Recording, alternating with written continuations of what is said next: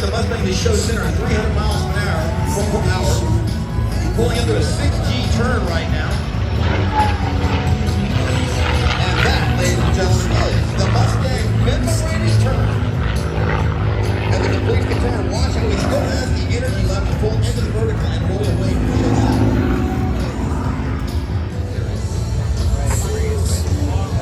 Ladies and gentlemen, from the right, Mark Peterson and the P-51 Diamondback.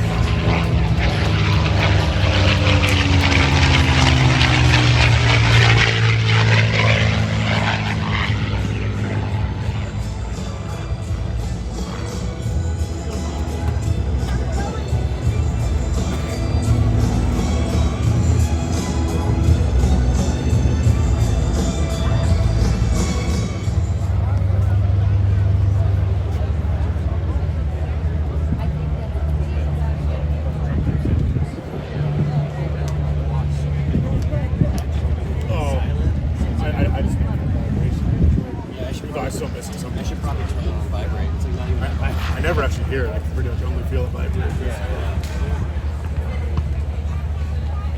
Santa Maria, Melford Borzall, Full Moon Audio, Maya Restaurant, Ace Clearwater, United Rentals, Pacific Aviation Development, the Santa Maria Valley Chamber of Commerce, the Radisson Hotel here at the Santa Maria Airport, Cesslock, Federal Credit Union, Solomon Hills, Lion Air Museum, Zolia's Automotive, and Platinum Fighters.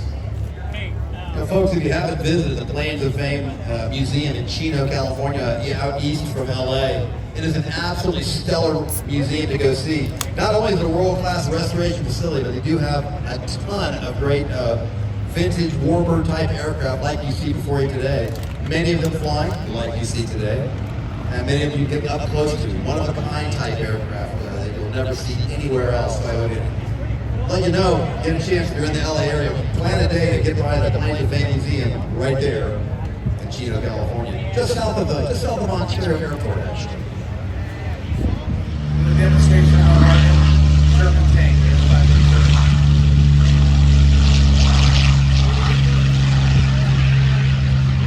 On the takeoff roll, the first aircraft, the Curtiss P-40 Warhawk for that Allison P-17 engine.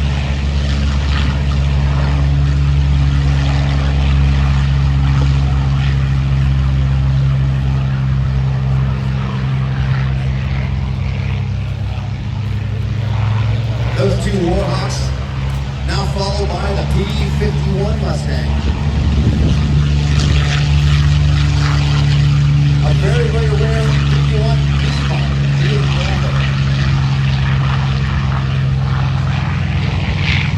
From the Palm Springs Air Museum on board, P-63.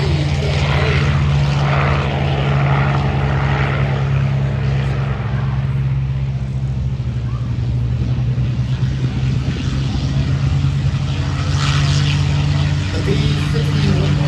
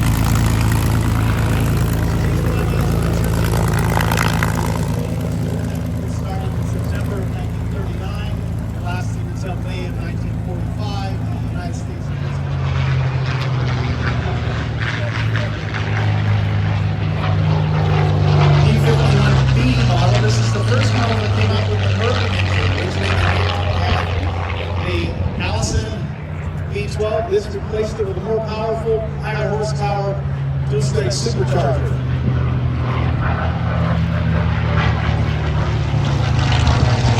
P-61 aircraft that's quite unique. We'll talk about that in its future passes. Brian, you're talking about the B model, P-51B, that new engine behind gave it over 10,000 foot services and an additional 50 miles an hour at 30,000. We came out with the D model, bubble canopy instead of the Razorback, give more visibility, a little bit more fuel economy, lighter weight, more powerful in terms of its firepower, capabilities, this became known as the Airshow.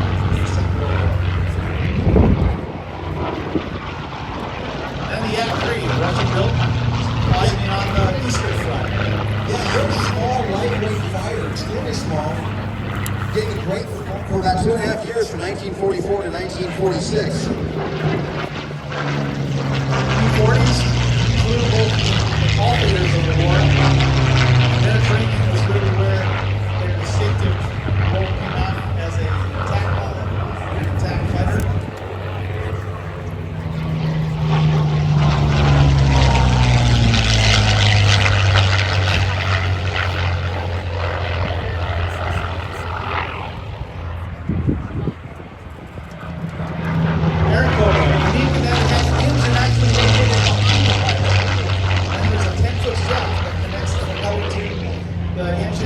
Runs under the pilot's cockpit.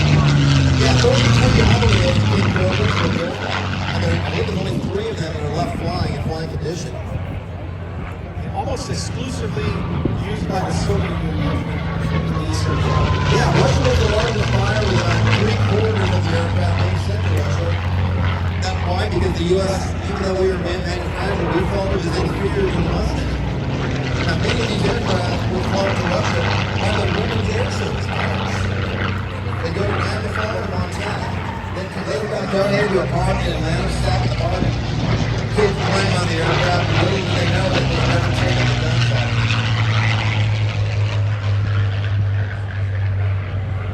In the 1970s, it was restored. It was acquired and restored by the Commemorative Air Force, and Bob Pond had it restored by fighter rebuilders. First flight was a little over 30 years ago, 1992. And then it was donated to Pond. It's got named Pretty Polly to honor Bob Pond's daughter. Which comes now. Pilot today is Patrick Nightingale. Patrick also raced this aircraft in the 2022 Reno Air Races in the Unlimited Silver class.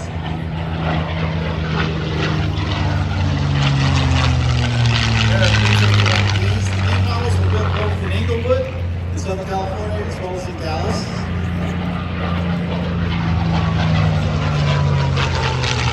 I believe, when they say Inglewood, I think it's what is now the corner of LAX Airport, actually. Yeah. There's the Yak 3. Smallest of all the fighters of World War II. Yeah, I can almost never tell the difference of the Yak 3 versus the Yak 9. The 3 looks like the 9 smaller, although it uses the same engine as the Yak 9, getting that great horsepower to weight ratio.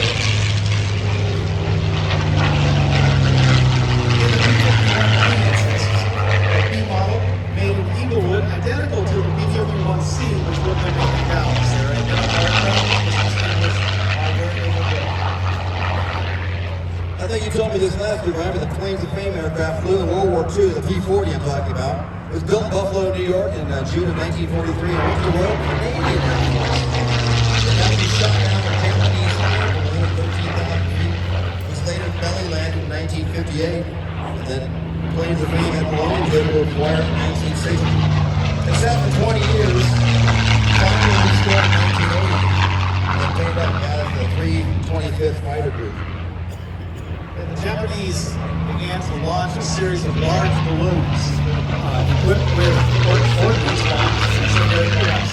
They would launch them up into the jet stream. It would take them about 5 days to travel from Japan into the northwest of the United States and Canada, where they would theoretically then run out of air and drop down and start a forest fire. That was the goal, anyway. And this particular aircraft is coming in now.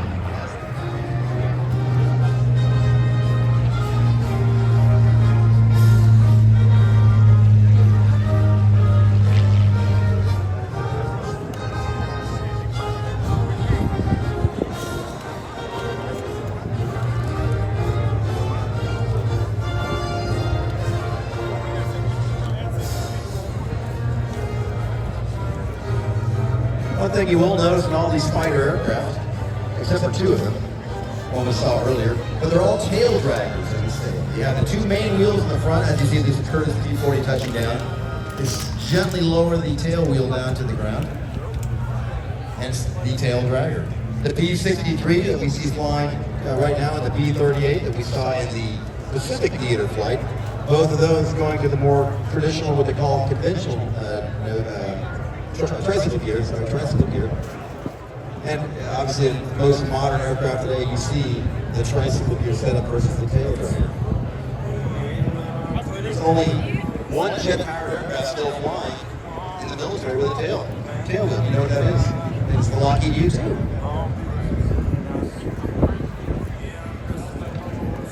And if you want to learn a little bit more about the Lockheed U-2, head on down to Show Right. Those two BLT-38s down there. Three of the pilots down there, two of them T-38 instructors. Actually, all three of them are. One of them is a U-2 pilot. He can tell you a lot about the U-2 mission out of Beale Air Force Base. Also, head on over. We still got a good crowd over there for the KC-135 from the Nebraska Air Guard. Hydrate to keep that sunscreen on. Keep that hat on your kids. We've got medical folks volunteering around here, but we want them to be bored and having a nice time watching the air show, not dealing with any issues. So just keep out of that sun as much as you can. Never fails every year. We always have a couple medical emergencies.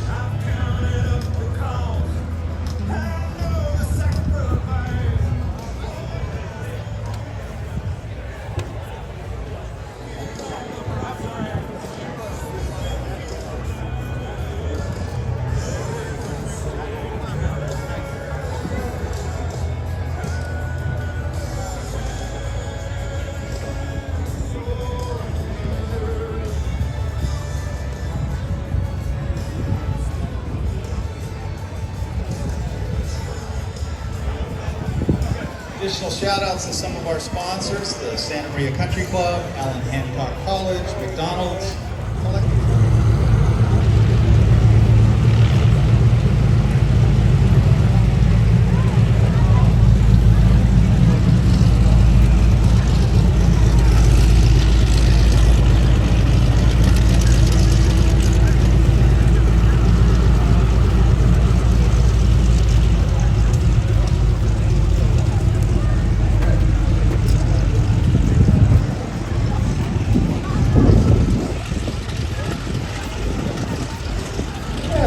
give a shout out to a number of folks out here. Linda, Joan, Tracy, Adrian, Vinny, they all traveled from quite a ways to come out and enjoy the show here this weekend in Santa Maria. Great seeing y'all, of course.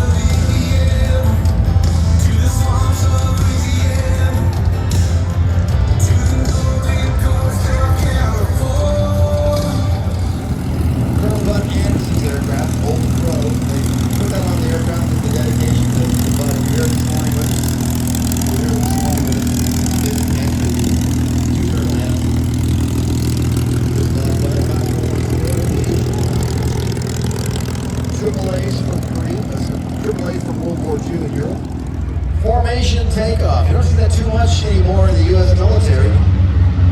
Most of the modern fighters have gone toward interval takeoff. The aircraft 15, 20 seconds apart. The formation takeoff done for many, many decades. Part of the mutual support, one aircraft can navigate through the weather with the other aircraft staying on the wing of their flight lead. 100% of their effort focused on maintaining the correct position.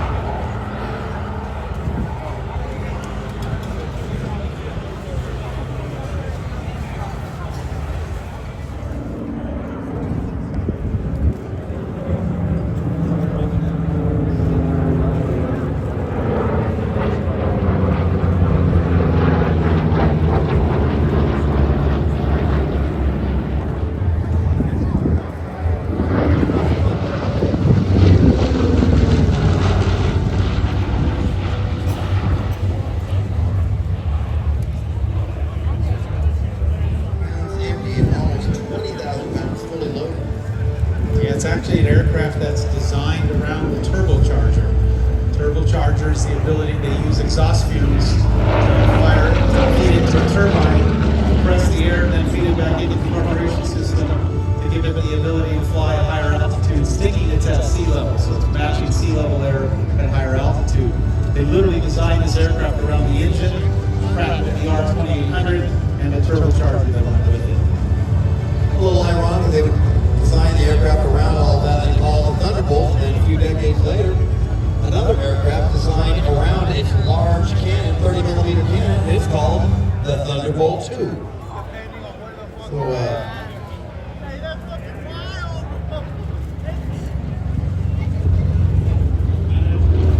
15,700 of these jugs are built. They got some tell me they call it the jug because if you stand up on end, it looks like a jug. Yeah, it has a very close similarity to an earlier aircraft. Before the company was called Republic, it was Sikorsky Aviation, and they had an aircraft called the TPA, which looks like it has 4 on each side of the wing, and it had the capability to carry bombs up to 2,500 pounds.